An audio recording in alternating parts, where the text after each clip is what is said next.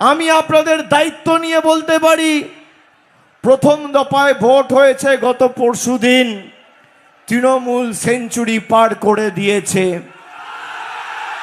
29 তারিখ double century পার হবে, আর সংখ্যা কোথায় গিয়ে থামবে আমি নিজেও জানি না। বিজেপির এখানে যিনি প্রার্থী হয়েছেন তিনি পোস্টারে লিখছেন ডাক্তার, কিন্তু এফিডেভিটে ডাক্তার লেখা নেই।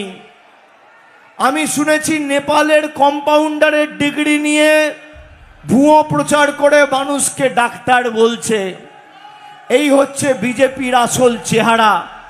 তারা মানুষকে বিভ্রান্ত করতে চায় যে নির্বাচনের আগে মানুষকে মিথ্যে কথা বলে তার কোনো বুথে গিয়ে প্রচার করা তো দূরস্থ, মানুষের সাথে কথা বলা বা কোনো বুথে যদি বিজেপি জেতে তাহলে কিন্তু এই বসিরহাটের মাটিকে আগামী দিন এই ভুয়ো মিথ্যাবাদী ভুঁইপোড় নেতারা অশান্ত করবে।